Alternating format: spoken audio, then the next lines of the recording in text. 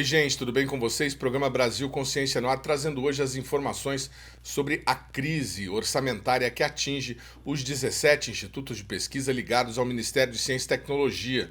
Você vai ver neste programa que alguns dos institutos já estão com orçamento zerado neste mês de setembro e que a maioria deles estará na mesma situação antes do ano acabar. Saiba tudo numa entrevista com a presidente da Sociedade Brasileira para o Progresso da Ciência, Francilene Garcia.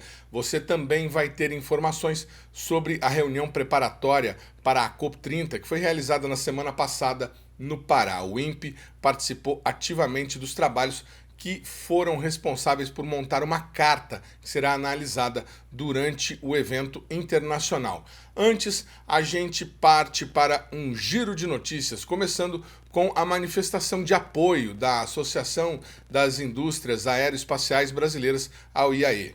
Veja. O presidente da Associação das Indústrias Aeroespaciais Brasileiras, Júlio Sidara, e os dois vices da entidade, Jadir Nogueira e Danilo Miranda, estiveram no IAE no último dia 22 para um encontro com o tenente brigadeiro Ricardo Augusto Fonseca Neubert. A reunião acontece em um cenário complicado depois do anúncio do cancelamento de um dos projetos de foguete que estava em andamento no Brasil, no caso, o VLPP, Veículo Lançador de Pequeno Porte, que estava sendo desenvolvido pela ACAER.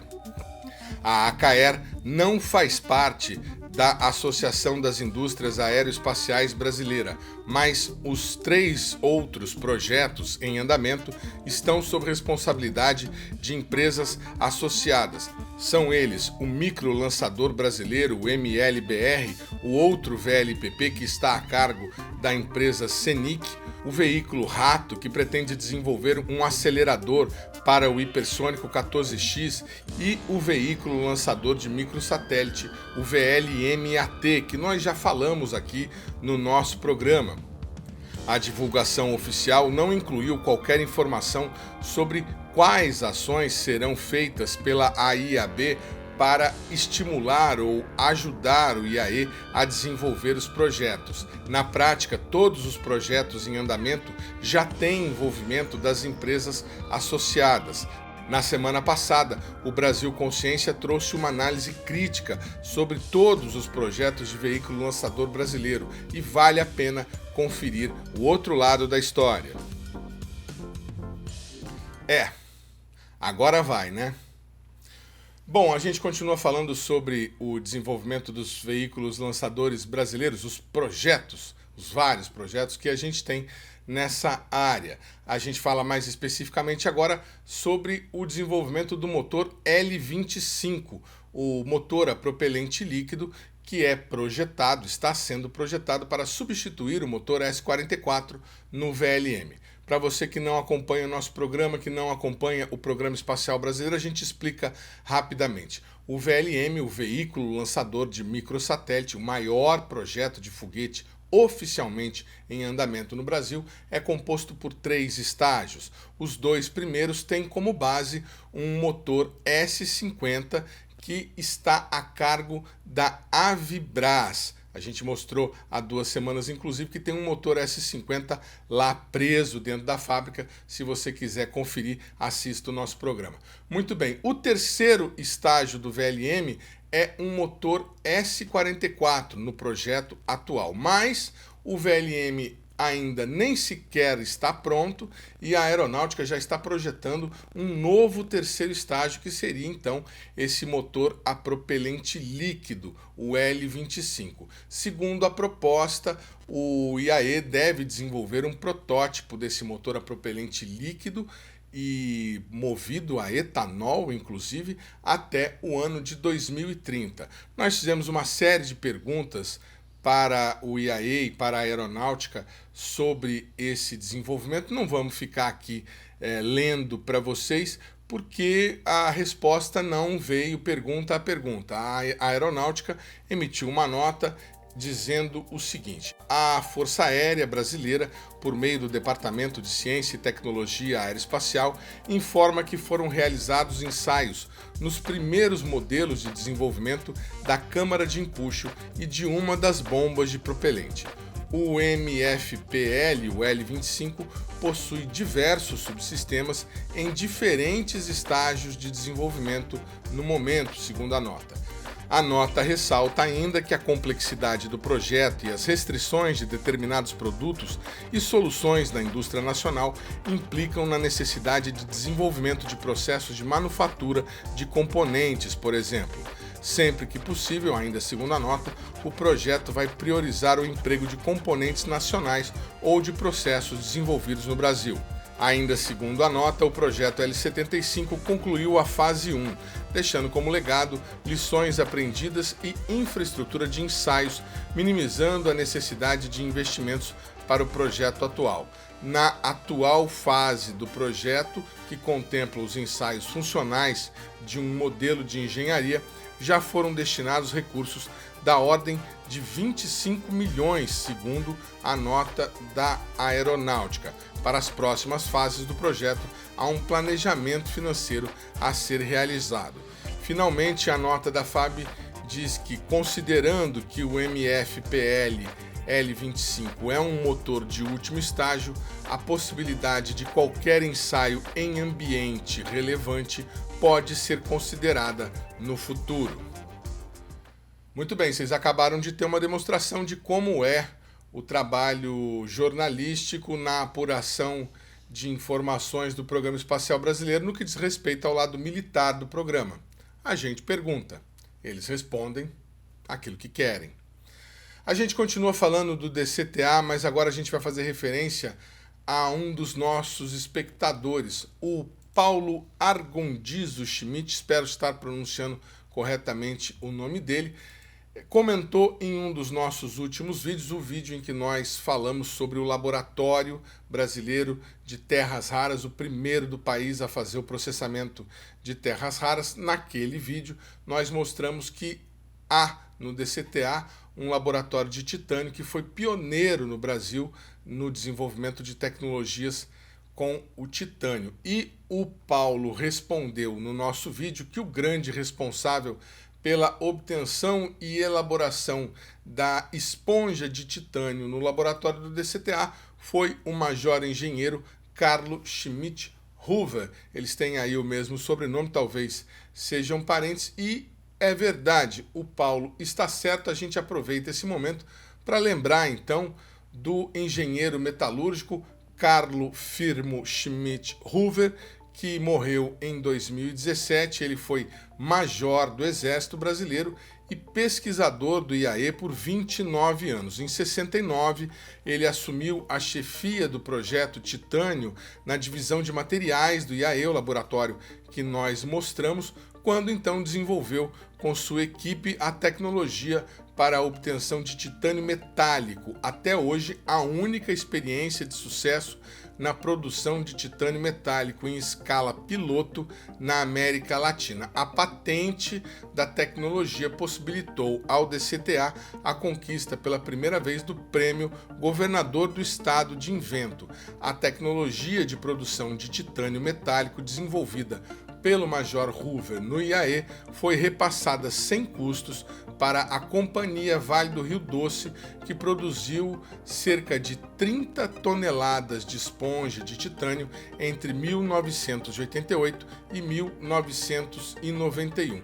O titânio é um material estratégico para o setor aeroespacial devido principalmente à sua elevada relação resistência mecânica e peso, e somente é produzido pelas grandes potências mundiais. Em 2020, o município de Rio Grande, no Rio Grande do Sul, onde o engenheiro nasceu, homenageou Carlo Schmidt Hoover, dando o nome dele a uma das ruas da cidade. Os detalhes sobre a participação histórica do IAE no desenvolvimento da tecnologia do titânio estão descritos no livro Titânio no Brasil, do tecnologista da Divisão de Materiais, Vinícius André Rodrigues Henriques. Muito bem, obrigado aí ao nosso espectador por esse registro. A gente traz aqui a história do desenvolvedor. É sempre importante para o Brasil Consciência destacar o trabalho do servidor público, ainda mais esses servidores que tiveram aí grande participação no desenvolvimento de tecnologias nacionais, infelizmente, tecnologias que não foram levadas muito adiante. O programa Brasil Consciência vai para um rápido intervalo e na sequência você confere como foi a reunião preparatória para a COP30 realizada na semana passada. Instante só, não sai daí.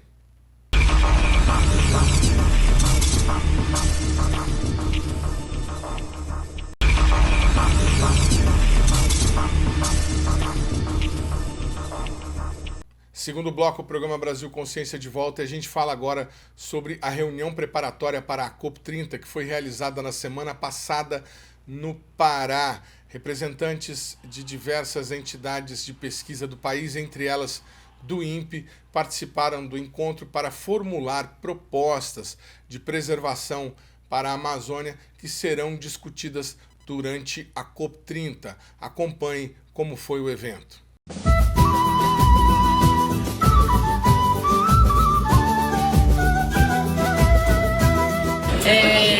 O meu papel como engenheiro especial das mulheres é colocar a questão das mulheres na centralidade da discussão da justiça climática. Eu estou usando a minha voz para ser a voz das mulheres, das comunidades, das mulheres ribeirinhas, das pescadoras, das marisqueiras, enfim, das mulheres que sofrem na pele a questão das mudanças climáticas.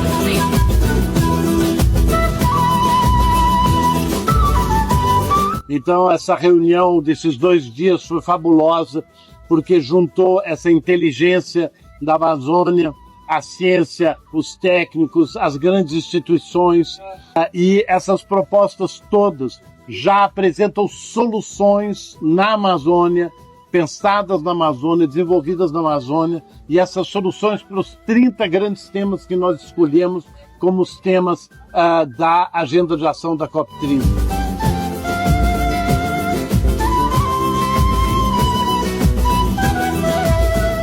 Nós temos aqui institutos muito reconhecidos pelo mundo inteiro, pela sua consistência, pela a sua capacidade produtiva, como é o caso do INPA, como é o caso do próprio INPE, que tem a sua unidade aqui também.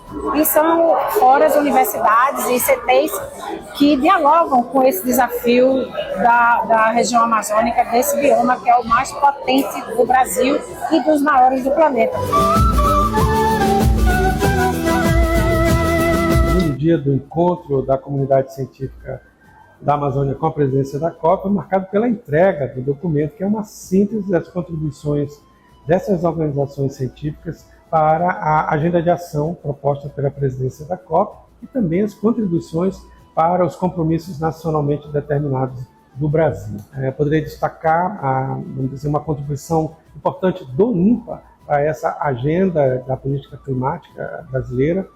Passa, por exemplo, com as tecnologias para a recuperação de áreas degradadas e da restauração ecológica. Nós temos projetos e conhecimento acumulado sobre a silvicultura de espécies nativas, o que é essencial para nós pensarmos na recuperação e restauração ecológica.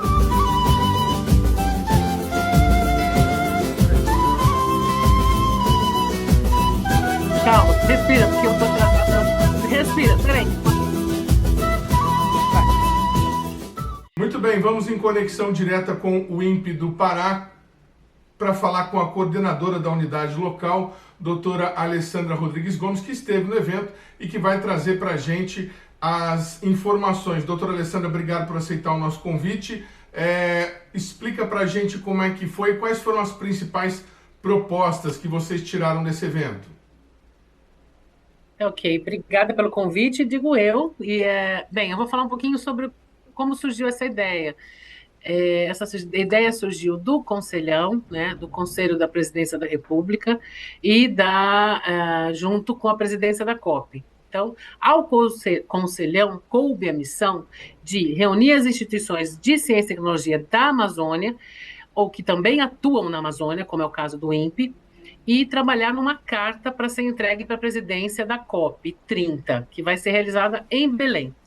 Então, várias instituições já haviam se reunido, é um trabalho que estava vindo há mais de um mês, praticamente uns 2, 3 meses. O Conselhão já tinha iniciado, baseado nos 30 objetivos da COP, mas são 6 eixos, então, a partir de 6 eixos e 30 objetivos, cada instituição tinha que traçar basicamente quais eram as necessidades de infraestrutura para melhorar a questão de ciência e tecnologia e de redes entre as instituições da Amazônia. Bem, isso foi um trabalho feito ao longo de 2, 3 meses. Surgiram alguns textos iniciais e essa carta foi montada com base nisso. O conselhão foi responsável em fazer essa junção, elaborou um formulário online, as instituições responderam, foi feito toda uma parte de tabulação disso tudo. E aí se consolidou no evento em Manaus. Então, em Manaus, na UFAM, nós fizemos o quê? As instituições, quem pôde ir foi, e já consolidada mais ou menos uma parte das instituições, a sociedade civil entrou na discussão. E aí, no primeiro dia, foram definidos eixos, com base em cada eixo, nos 6 eixos da COP, foram definidas instituições e sociedade civil que trabalhariam em conjunto para incrementar a carta que já tinha sido bolada ou elaborada pelas instituições ao longo desses 3 meses. Então, foi um dia intenso de trabalho, muita discussão, muitas questões relacionadas à infraestrutura, muitas questões relacionadas a acesso de dados, à política pública. Então, cada eixo tinha a sua missão, né? E, ao final, essa carta foi redigida, foi montada, né, apresentada no final do dia, que seria, então, anunciada pelo embaixador da COP30 no Brasil, né, Eduardo Lago, e aí havia também toda a sociedade civil, alguns representantes de instituições sociais, né?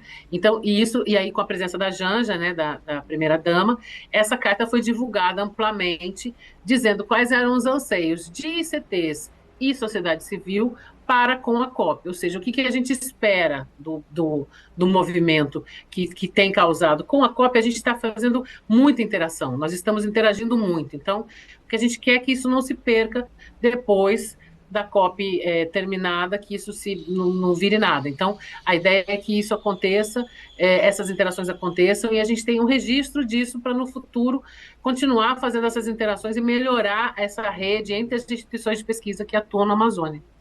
Doutora Alessandra está com uma agenda apertadíssima, mas cedeu esse espaço para a gente, então a gente vai fazer só mais uma perguntinha. Doutora, e quais foram as contribuições do INPE para essa carta? E a gente imagina, a senhora está falando aí pelo número de eventos, como é que está a participação do Instituto nessa preparação para a COP30? Tá, vamos lá. Dentro da dinâmica dessa carta, vamos falar um pouquinho sobre esses objetivos. O INPE participa em vários objetivos. Dos 6 eixos, só tem um que a gente não participa diretamente, que eu acho que é de transição energética, né? Que não tem muito a ver com a área espacial onde o INPE atua. Todos os outros eixos são eixos que o INPE tem algum tipo de informação a oferecer, algum tipo de pesquisa a apresentar, e o que eu percebi, né? Essa resposta toda do INPE foi muito trabalhada.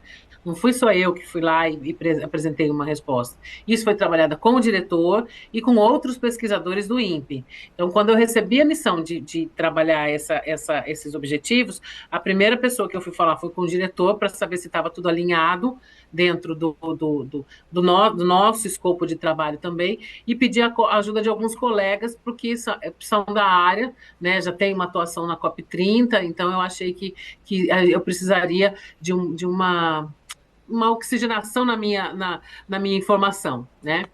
Então, dessa parte, o INPE tem muito a contribuir com o Hub. O INPE é transversal em todos os eixos. Nós fornecemos dados espaciais que podem auxiliar monitoramento de oceanos, que é um eixo, monitoramento de floresta, que é outro eixo, monitoramento de área urbana, de resíduos, a gente pode auxiliar. Então, os dados do INPE podem auxiliar vários eixos. Então, a proposta do INPE não é uma proposta, porque ele se junta à carta, mas a ideia é que o INPE utilizasse esses dados que já produz para fomentar um hub entre as instituições, permitindo que todo mundo tivesse acesso à informação, sem ter que gerar informação nova, que é um problema muito grave entre as instituições. A gente tem muita duplicidade, né, de dados. Então, eu acho que esse foi o grande aporte do INPE, nos eixos que a gente trabalhou, de monitoramento de floresta, de oceano, de cidades, né? E também vem a parte de a expertise do INPE, a experiência do INPE, mais do que expertise, a experiência do INPE, na parte de política pública e de publicação de dados livres, gratuitos, soberanos. Acho que isso também foi uma coisa bastante interessante, porque tem se falado muito em soberania, quando o INPE já fala isso há muito tempo. Né? Então, nós temos um satélite, nós geramos os dados, disponibilizamos os dados, dados gratuitos, abertos à sociedade. Isso também cai como uma luva porque as instituições precisam. Então, eu acho que esse foi um ponto importante. E a última pergunta eu esqueci, você pode repetir, por favor? Sobre a preparação para o evento, né? A preparação para a COP, ela está assim a todo vapor. Vai ter COP, será em Belém, será na Amazônia. Temos problemas, mas ao INPE vai caber o seguinte: nós somos parceiros, nós somos vinculados ao Ministério de Ciência, Tecnologia e Inovação, então nós estamos juntos com o Museu Guild, Museu Paraense Emílio Guild, trabalhando na construção da agenda da Casa da Ciência. Então, eu tenho a missão, juntamente com pesquisadores do museu, a Roseni, que é a chefe de gabinete, e a Marlúcia, que é uma pesquisadora do museu, nós temos trabalhado em como elaborar uma agenda, uma programação dessa Casa da Ciência, em conjunto com o Ministério. Então, o Ministério resolveu criar essa Casa da Ciência durante a COP, de 10 a 21 de novembro, e pediu apoio ao museu. E o INPE entra junto com o museu, para apoiar. Então, nós estamos apoiando o museu nessa iniciativa. Né? E eu acho que tem dado bastante certo.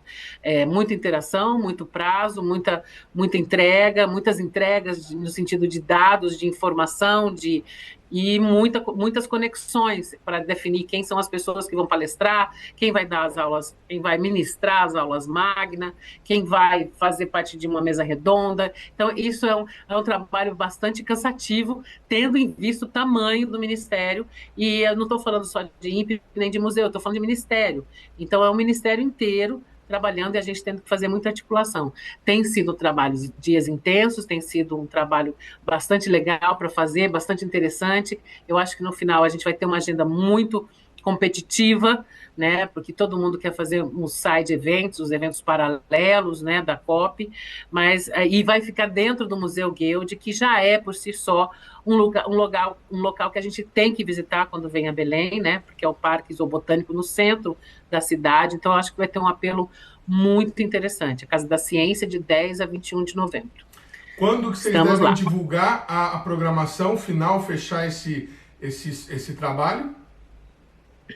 Eu acredito que, então, não é responsabilidade muito do INPE de divulgar, mas quem deve divulgar isso é o Ministério. Nesse momento, eles estão fechando a programação porque depende de convidar as pessoas e verificar quem vai aceitar, quem vai poder estar aqui, né? Então, estamos seguindo nessa linha de verificar presenças primeiro, mas quem deve divulgar essa agenda é a secretaria, a CEP, do Ministério de Ciência, Tecnologia e Inovação. Eu não vou saber, talvez, a sigla inteira, Secretaria Especial de Políticas Públicas e Estratégicas, alguma coisa assim. Né? Então, eles vão divulgar essa data dessa agenda da Casa da Ciência.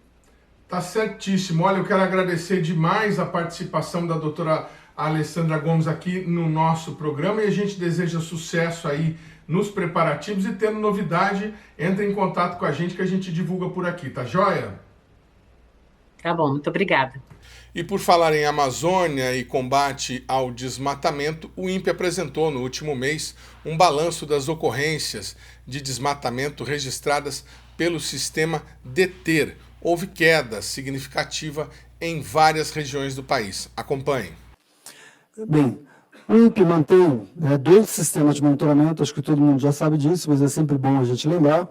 Um sistema, que é o PRODES, que é aquele sistema anual que produz o dado oficial do desmatamento, exatamente quantos quilômetros quadrados a gente perdeu em cada um dos biomas. A gente está acompanhando isso já desde 1988 para a Amazônia, mais recentemente para os outros biomas. Agora, temos um segundo sistema implementado, que é o DT, O DETER é aquele sistema de alerta rápido, é o sistema que todo dia o Jair recebe lá no escritório para poder o pessoal do IBAMA se direcionar para o campo, fazer as fiscalizações, a Secretaria de Meio Ambiente também ter acesso a essa informação de onde está ocorrendo aquele desmatamento, né? E o DETER, ele tem uma característica específica que é, além de identificar as áreas com desmatamento, né, o DETER identifica também as áreas onde estão havendo processos de degradação. Então, tem duas coleções de alertas, os alertas de desmatamento e os alertas de degradação. E dentro dos alertas de desmatamento, né, existem aqueles alertas que são por corte raso, o clássico, onde você tem a completa retirada de vegetação de maneira muito rápida, e os alertas que a gente chama de degradação progressiva, que são principalmente causados pelos incêndios recorrentes sobre a floresta, áreas degradadas, que são incendiadas várias vezes. Aí nesse processo de muitos incêndios existe um colapso da vegetação e ela entra então como um alerta de desmatamento. Bom, vou começar pelos alertas do Bioma Amazônia. O Bioma Amazônia, nesse ano que finalizou dia 31 de julho, nós totalizamos 4.495 km², o que, quando a gente compara o valor absoluto com o ano passado, representou um aumento de 4%. Contudo, eu queria chamar a atenção aqui, as barras em vermelho ali dentro, são as áreas com desmatamento por degradação progressiva, desmatamento causado por aqueles incêndios florestais constantes. No último ciclo, nós tivemos muitos incêndios. Ano passado, vamos lembrar da emergência climática que foi os incêndios nos biomas da Amazônia e Pantanal. Isso fez com que esse tipo de desmatamento, especificamente, houvesse um aumento muito grande. Quando a gente olha para o desmatamento por corte raso ou mineração, se a gente olhasse só para esses dois, a gente teria uma queda de 8%, ou seja, o desmatamento que vem sendo controlado, vem sendo combatido, mas aquele desmatamento ilegal que tem uma causa rápida, ele houve uma queda. Já esse desmatamento que ocorreu por incêndio florestal, por colapso daquela vegetação, ele aumentou bastante. No último ano nós tínhamos tido 5% da área total desmatada foi por incêndios florestais, e já em 2025 isso pulou para 15%, quer dizer, um aumento muito forte desse tipo de ocorrência. A gente vai entrar agora na série histórica para cada um dos estados, por exemplo, um dos principais estados, para a gente acompanhar o que está acontecendo. O Pará, ele teve um desmatamento ano passado de 1.325 km², o que representou 29,5% de todo o desmatamento da Amazônia. Uma queda, esse foi uma queda de 21% com relação ao ano anterior, e no último slide à direita, na última figura à direita, a gente percebe como é que foi a distribuição em termos do que foi desmatamento a corte raso, desmatamento por degradação progressiva. O aumento no Pará foi muito pequeno, essa região passou de 4% para 5%. Para Rondônia, a gente teve uma queda de 35%. Rondônia teve um desmatamento total de 194 km², o que foi cerca de 4,3% do total do desmatamento da Amazônia. E no gráfico a gente percebe também a contribuição em Rondônia é muito pequena, cerca de 4% esse desmatamento por degradação, por incêndios. Já em Mato Grosso, a gente teve uma alta bastante significativa de 74%. Mato Grosso teve um desmatamento total de 1.636 km², cerca de 36,4% de todo o desmatamento da Amazônia, e é o estado onde teve a maior ocorrência dessas áreas de degradação, dessas áreas de colapso da floresta. Você vê que a gente teve uma área total de 36% do desmatamento do Mato Grosso, foi devido a esse colapso florestal. Isso foi muito maior do que no ano anterior. No ano anterior tinha sido 9%, passou para 36% esse ano no estado do Mato Grosso. No Amazonas, a gente também teve uma alta bem suave de 3%, uma área total de 814 km², que representou 18,1% do desmatamento da Amazônia. No Amazonas também, essas áreas desses grandes incêndios florestais tiveram uma pequena participação. No ano passado, ele até caiu, era 4%, caiu para 2% esse ano. Para o Acre, a gente teve um desmatamento de 238 km², Isso representou um aumento aí de 12,3% na área do Acre. O Acre, basicamente, só tem esses, a maior parte do desmatamento, 94% se dá por esse desmatamento a corte raso e só 6% com áreas de degradação. E o Roraima, nós tivemos um desmatamento de 206 km², o que representou uma queda de 23,7%, foi 4,6% do total da Amazônia, e em Roraima, esse ano, nós tivemos apenas desmatamento do tipo corte raso. Vamos agora passar para os dados do Cerrado. No Cerrado, a gente teve uma queda de 20,8% do desmatamento. Ano passado foi 7.014 km², esse ano 5.555. Lembrando que para o Cerrado são medidos apenas os dados de desmatamento de corte raso. No Cerrado a gente ainda não tem um desmatamento, a degradação medida, a gente está trabalhando para desenvolver tecnologia para isso, é um desafio muito grande. O Cerrado, assim como o Caatinga, é uma informação aberta, é uma informação que para você identificar processos de degradação por sensoriamento remoto é um grande desafio técnico que a gente está trabalhando para resolver. Mas por hora estamos só desmatamento a corte raso. Entrando com os dados por estados, o Maranhão teve uma queda de 34%, era 1.897, o Caetano 251, 22,5% do desmatamento de todo o Cerrado ocorreu na área do Maranhão. O Tocantins houve uma queda de 29%, foram 1.237 km², representou 22,3% do total do desmatamento do Cerrado brasileiro.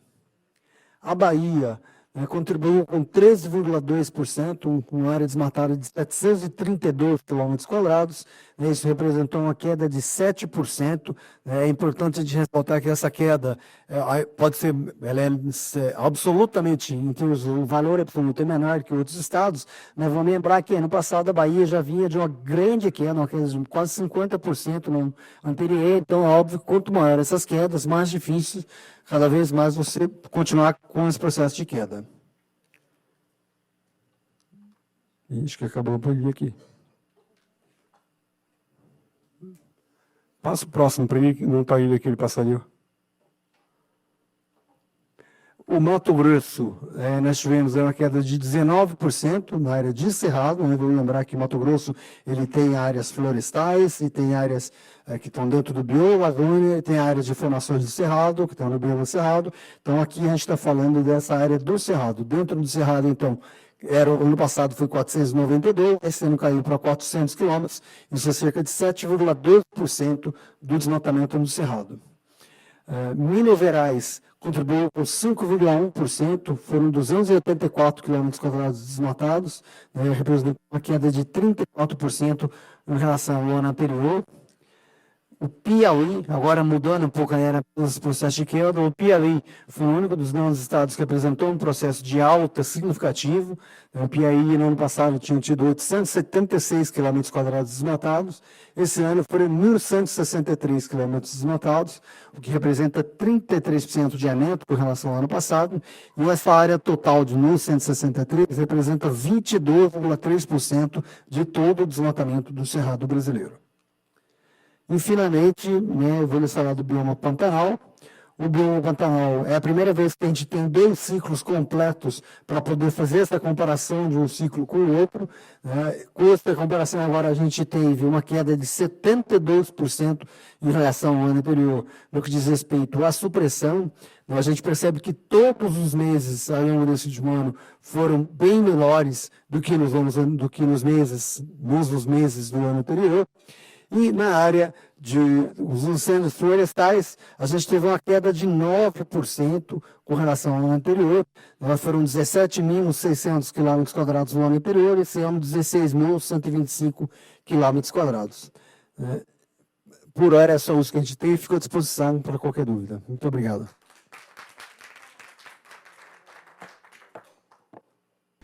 Muito bem, a gente vai para um rápido intervalo e na sequência a gente volta com as informações sobre o problema orçamentário nos institutos de pesquisa do MCTI. Um instante só, não sai daí.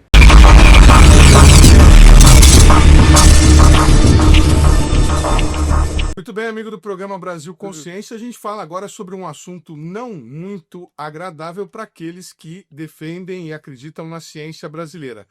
Durante o atual governo, as instituições de pesquisas ligadas ao Ministério de Ciência e Tecnologia estão sofrendo com problemas de orçamento. Os cortes têm atingido a lei orçamentária anual e causando dificuldades aos institutos que se tornaram gritantes neste ano de 2025. E por conta disso, algumas das principais entidades representativas da ciência no Brasil, a Sociedade Brasileira para o Progresso da Ciência, a SBPC, e a Associação Brasileira de Ciência também acabaram de se manifestar, fizeram um levantamento sobre a situação dos institutos. Eu vou mostrar um trechinho do documento produzido pelas entidades e mostra aqui no quarto parágrafo, que com base nos levantamentos mais recentes, os prazos de esgotamento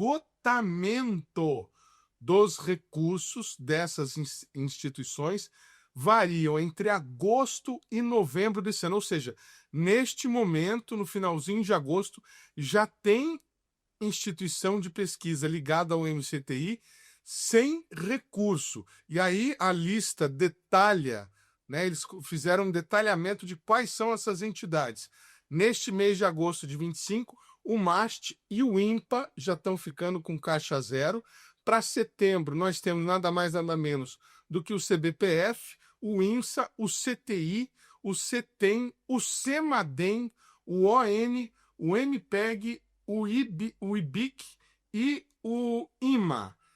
Para outubro, o LNA e para novembro, o CETENE. Essas são as informações. A gente está colocando na tela aí para vocês a relação e eu chamo a atenção para a nossa base do SINDICT, a inclusão de 2 institutos nessa relação da nossa base, o INPE e o CEMADEM.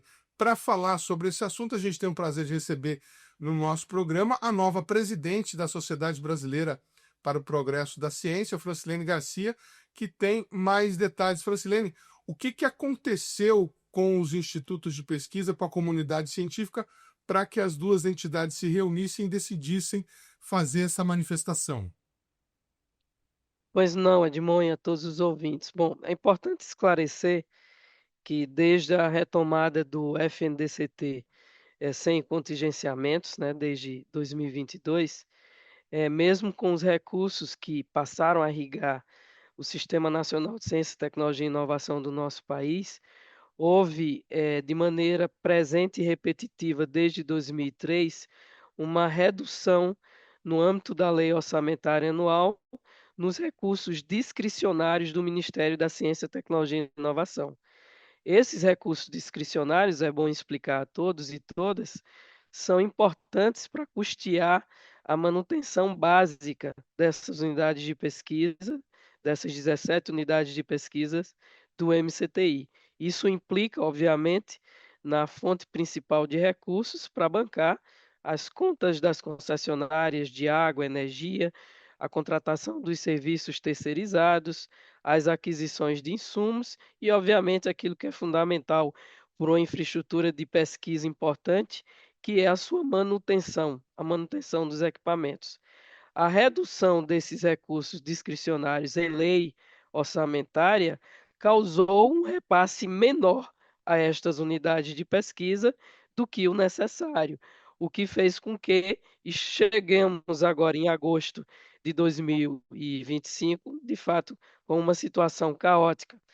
De maneira que a Academia Brasileira de Ciências e a SBPC, aqui falando pela SBPC, ela fez uma escuta junto às unidades de pesquisa e traz a situação à tona. Então, nós estamos aqui, de fato, pleiteando um apoio ao MCTI, na medida que ele possa receber recursos suplementários orçamentários, ainda em 2025, para atuar de maneira decisiva nessas emergências que, neste momento, as unidades de pesquisa se encontram.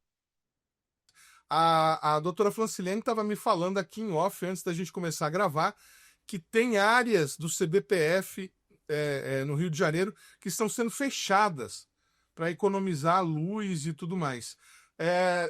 As associações, tanto vocês quanto a Associação Brasileira de Ciências, já fizeram alguma interlocução com o Ministério ou com algum representante do governo na tentativa de mitigar isso aí?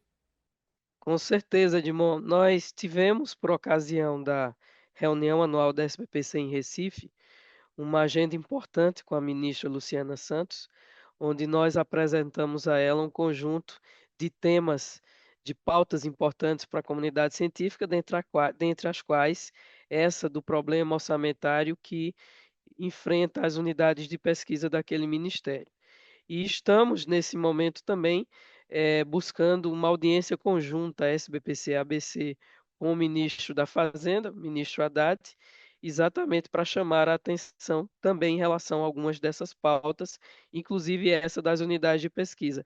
Eu acho que é muito importante aproveitar o momento para explicar que o FNDCT ele não pode se transformar na única fonte de recurso viável para financiar todas as demandas da ciência brasileira. O FNDCT, inclusive, tem um plano de investimento que é aprovado pelo seu conselho diretor, que está ali alinhado a 12 programas orientados à missão, bastante alinhado com a NIB, né, com a nova política industrial brasileira, e que tem, obviamente, agendas estratégicas tanto para as instituições de pesquisa como para o setor empresarial que está buscando se tornar mais competitivo pela via da inovação.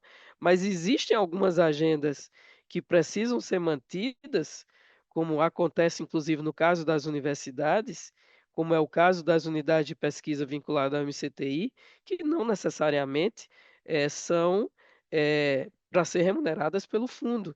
E até podemos dizer que o Ministério fez um esforço ao lançar, de maneira inclusive inédita, uma agenda de fomento a projetos de pesquisa das unidades de pesquisa via FNDCT.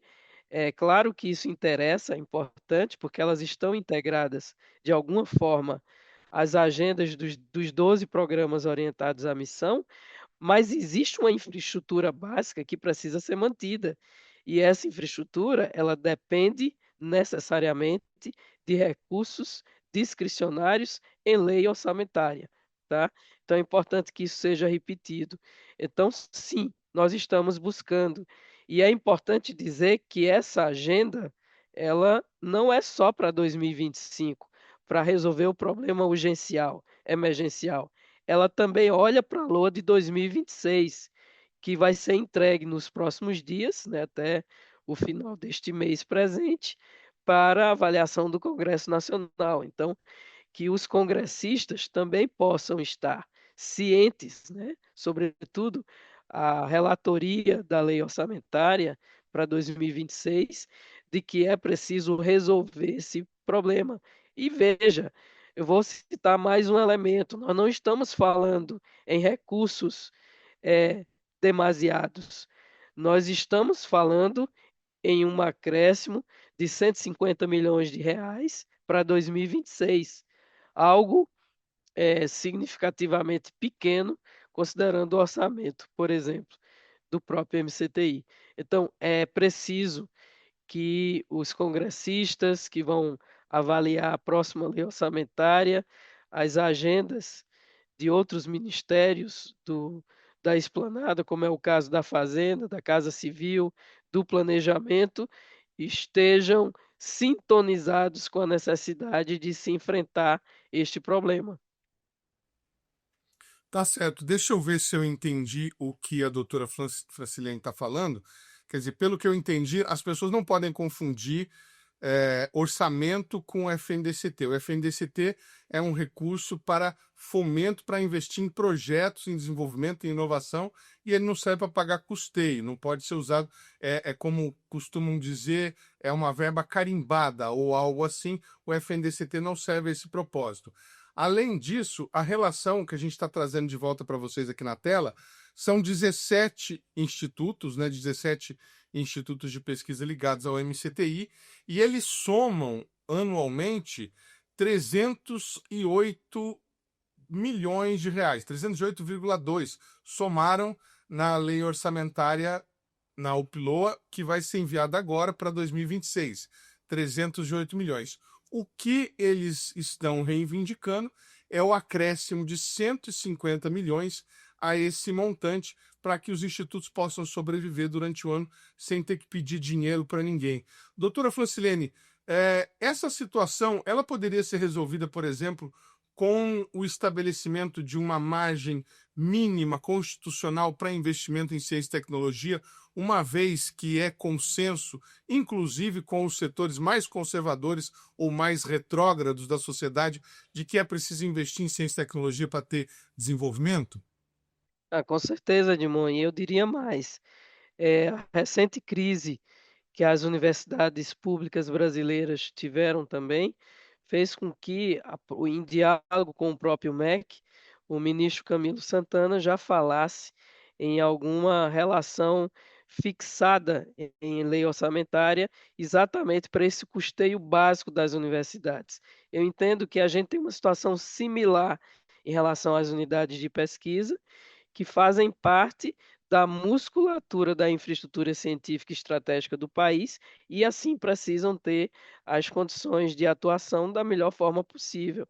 Se isso vai implicar em a gente rediscutir tetos, etc., ou, como já se luta, né, há alguns anos, a retirada da função ciência, tecnologia e inovação do regime fiscal, isso são questões que, obviamente, a sociedade continuará lutando, né, e buscando dialogar no âmbito do Congresso e do próprio Executivo, condições de melhor atuação.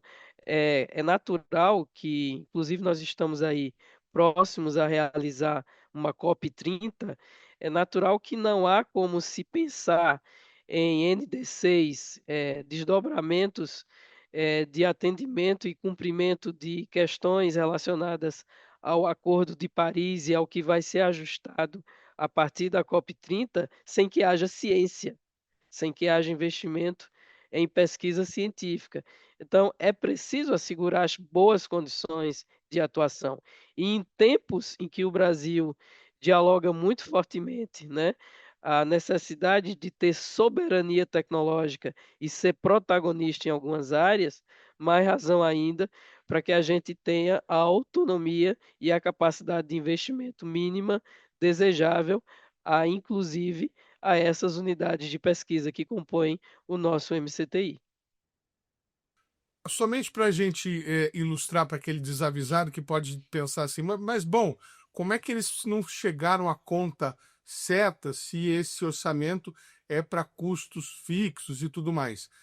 Como é que é composto isso? As unidades mandam ao Ministério de Ciência e Tecnologia uma previsão daquilo que elas vão gastar. E por que que na hora de compor isso no orçamento não sai um valor correto, doutora Francilene? Não acho que isso não é nenhuma questão de não atendimento do Ministério, Edmond. O Ministério já tem, por indicação da própria área, que formula o planejamento, um limite para o discricionário.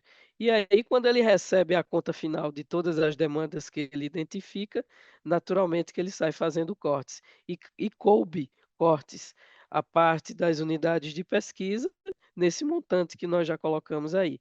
Mas não impacta só nas unidades de pesquisa, como eu disse, o discricionário do MCTI, desde o descontingenciamento do FNDCT, vem caindo ano a ano. É quase como se não houvesse uma compreensão, da parte da equipe econômica do governo, de como que essas coisas acontecem. Aqui nós estamos dialogando com representantes da comunidade científica e operadores da ciência e tecnologia, sobretudo aquela alimentada pelas fontes públicas, e sabemos que mesmo o recurso do fundo tendo sido incrementado ano a ano, na captação que fazemos, né, não é necessário e nem cobre questões como essa do custeio, como é o caso do tema que a gente está discutindo. Então é preciso saber diferenciar as fontes de recursos atualmente disponíveis, a importância do uso desses recursos do fundo e também as suas limitações. É isso que a gente está trazendo aqui para toda a comunidade compreender. O Brasil Consciência solicitou um posicionamento do Ministério de Ciência e Tecnologia e dos institutos ligados à base do SINDCT. Até o fechamento desta edição, não recebemos resposta. O programa Brasil Consciência de hoje vai ficando por aqui. Você que quiser conferir os demais conteúdos produzidos pelo SINDCT, nossas redes sociais estão na tela nesse momento. Dúvidas, críticas, sugestões, nosso e-mail é sempre o caminho para o contato com o nosso programa. A gente volta na semana que vem com mais uma atração inédita para vocês.